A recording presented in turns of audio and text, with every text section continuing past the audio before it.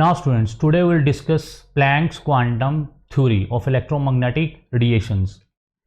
Max Planck, to explain the phenomena of black body radiations, photoelectric effect, student ये हम बाद में पढ़ेंगे, photoelectric effect and black body radiations, phenomena of black body radiations.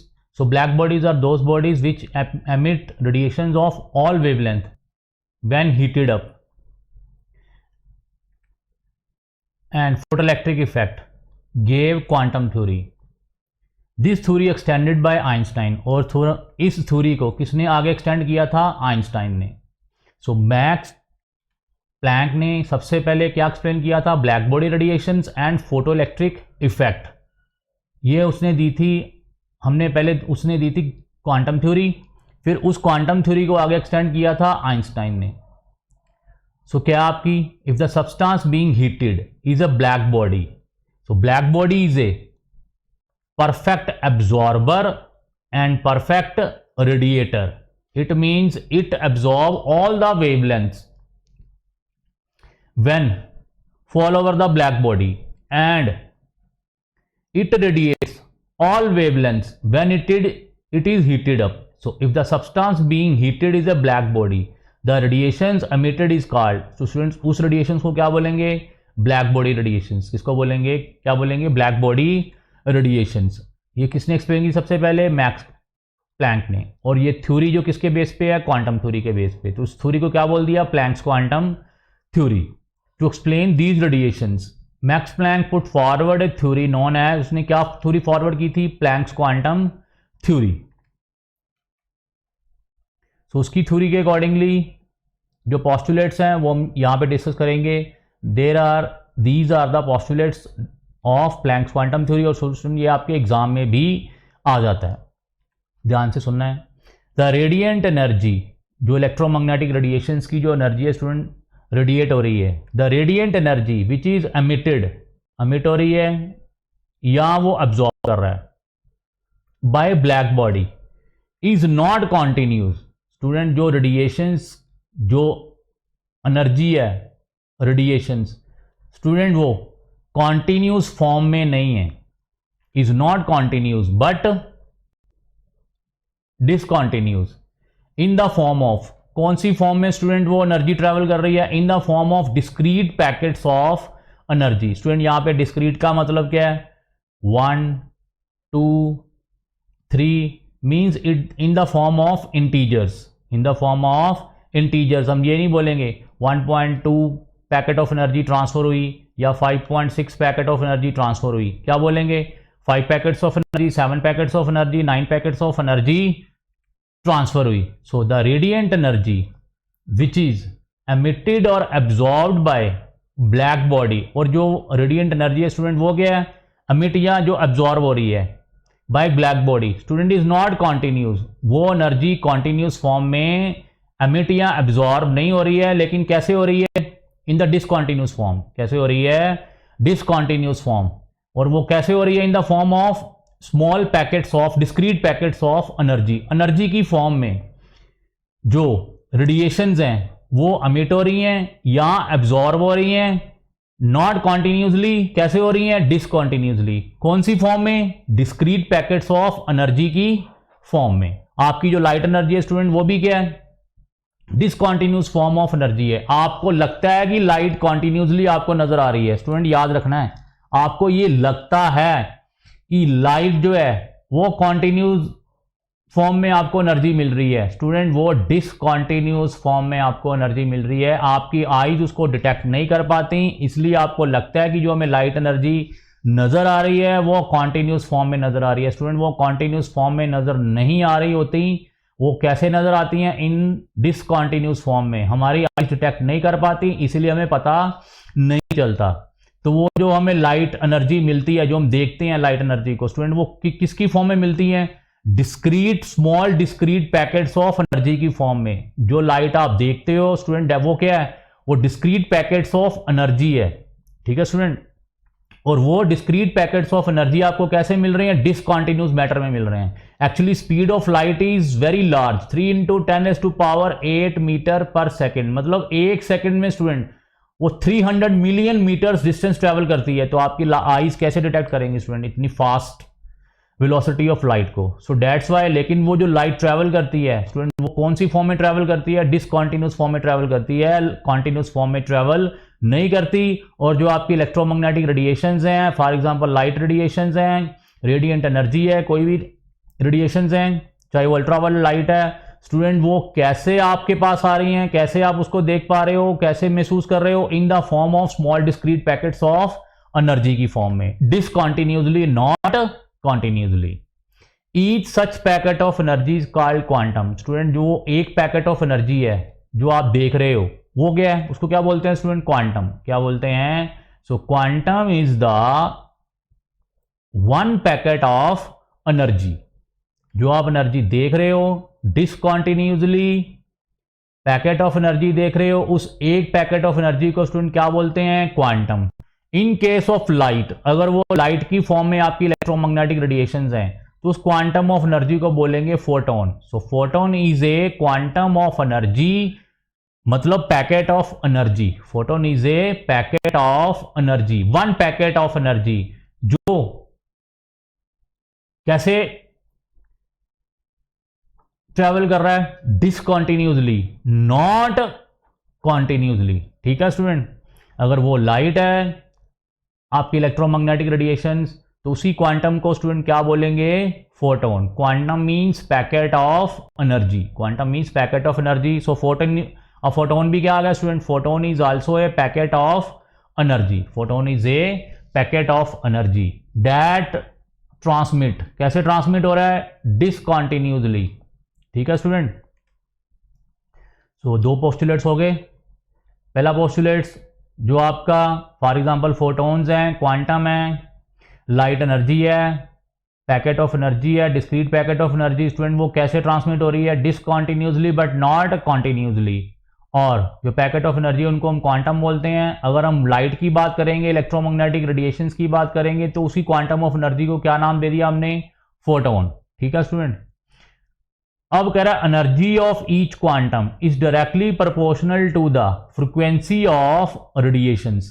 अब कह रहा है कि जितनी फ्रीक्वेंसी ज्यादा होगी, फ्रीक्वेंसी स्टूडेंट क्या है? Number of radiations crosses A point पर सेकंड।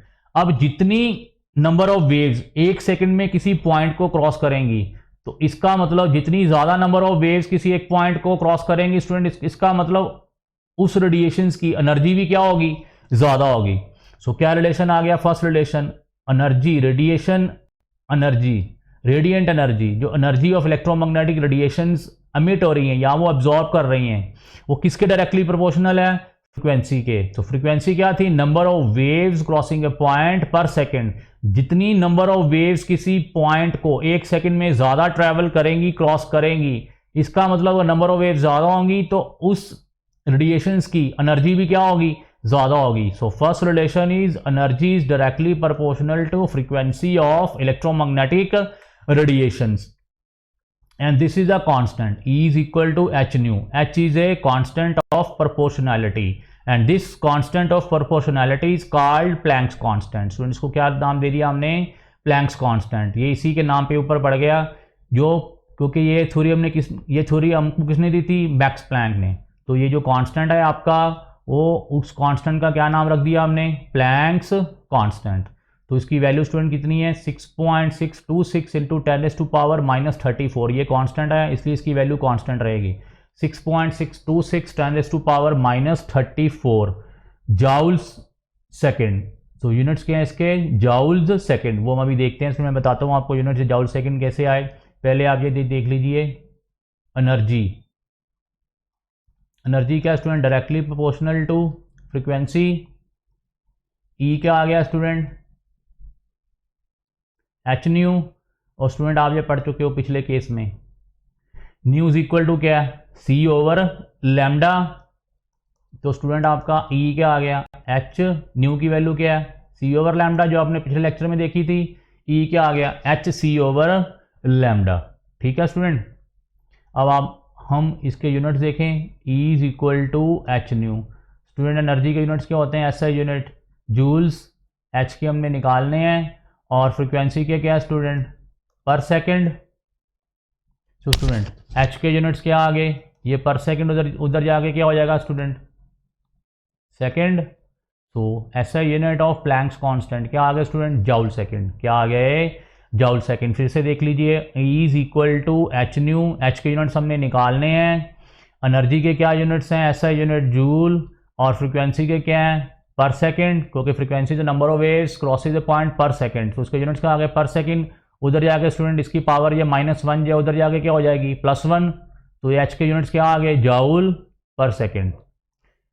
6.26 इसकी वैल्यू है 10⁻34, और joule second is a unit of Planck's constant, and 6.626 into 10⁻27 अर्ग सेकंड। स्टूडेंट ये अर्ग is a unit of Syria unit of energy, तो क्या आ जाएगा अर्ग सेकंड। ठीक है स्टूडेंट, ये कन्वर्जन है, ये आपने याद करनी है। वैसे ऐसे ही यूनिट आप याद कर लो 6.626 10⁻34 joule second. Yes, fourth postulate of Planck's quantum theory 3 हम पढ़ चुके हैं स्टूडेंट। फोर्थ क्या आ गया, total amount of energy emitted और absorb by a body will be whole number multiple of quantum by an integer n. Student जो E is equal to h nu था स्टूडेंट वो किसका था एक क्वांटम का, किसका था एक क्वांटम का। Quantum is a packet of energy या एक फोटोन का। अगर number of photon student n होंगे तो एनर्जी भी क्या हो जाएगी n टाइम्स, एनर्जी भी क्या हो जाएगी आपकी n times. So total amount of energy emitted और absorb by body will be whole number multiple of quantum by an integer n। So अगर नंबर ऑफ फोटोन्स उस रेडिएशंस में n है या number of quantum of packets of energy n है, तो student energy भी क्या हो जाएगी E is equal to NH nu. n के साथ आपने मल्टीप्लाई कर देना, जितने नंबर ऑफ फोटोन्स या number of quantum of energy student n होंगे, जितने ज़्यादा होंगे उतनी एनर्जी भी क्या होगी ज़्यादा। अगर यहाँ पे n क्वांटम हमने लिया है तो एनर्जी क्या होगी n times. So E is equal to क्या आ गया NH न्यू, और न्यू की वैल्यू क्या है C over lambda. So E क्या आ गया आपका NHC over lambda. n is equal to 1 2 3 etcetera. ये डिस्क्रीट फॉर्म में आपकी पैकेट्स ऑफ एनर्जी ट्रैवल कर रही है, तो ये आपने फ्रैक्शन में नहीं लेने, किस में लेने हैं आपने इंटीजर्स में। मैंने पहले कह दिया है डिस्क्रीट है, डिस्क्रीट पैकेट्स ऑफ एनर्जी है, मतलब 1 2 3 पैकेट्स ऑफ एनर्जी है, 1.5 1.7 या 2.9 ऐसे नहीं है। ठीक है स्टूडेंट, सो ये क्या होगा E इज इक्वल टू, अगर यहाँ पे हम 1 पुट कर दें तो क्या है, अगर फोटोन 1 है तो E is equal to h nu, अगर 2 फोटोन्स हैं या 2 पैकेट्स ऑफ एनर्जी है या 2 क्वांटम है 2H न्यू, अगर 3 क्वांटम है 3H न्यू, अगर n क्वांटम है स्टूडेंट तो NH new, and so on. ठीक है student, and fifth postulate is energy possessed by 1 mole of photons. Student अब फिक्स कर दिया कि जो लेट्स सपोज फोटोन्स हैं वो कितने हैं 1 मोल। क्या है 1 मोल, 1 मोल का मतलब है एवोगैड्रो नंबर। 1 मोल का क्या मतलब है, 1 मोल में कितनी अमाउंट होती है स्टूडेंट एवोगैड्रोज नंबर, और एवोगैड्रो नंबर का मैग्नीट्यूड कितना होता है 6.022 10⁻23। अगर किसी रेडिएशंस में नंबर ऑफ फोटोन्स जो ट्रैवल कर रहे हैं वो कितने हैं 1 मोल ऑफ फोटोन्स हैं, तो उस एनर्जी को क्या नाम दे दिया student, is called 1 Einstein of energy. So 1 Einstein of energy is the energy possessed by 1 mole of photons. So 1 mole of photons की जो एनर्जी होगी स्टूडेंट उसका नाम क्या रखा हमने 1 आइंस्टाइन ऑफ एनर्जी। सो ये आपका जो n है स्टूडेंट उसको रिप्लेस कर दो n नॉट के साथ। यहाँ पे हमने एवोगैड्रो नंबर को किसके साथ रिप्रेजेंट किया हुआ है n नॉट के साथ। सो 1 आइंस्टाइन ऑफ एनर्जी मतलब energy of 1 mole of photons. अब यहाँ पे जो n आपका इंटीजर था वो क्या आ गया student 1 mole, n naught h nu, and nu is a C over lambda. So ये 1 Einstein of energy, 1 Einstein of energy मतलब energy possessed by 1 mole of photons.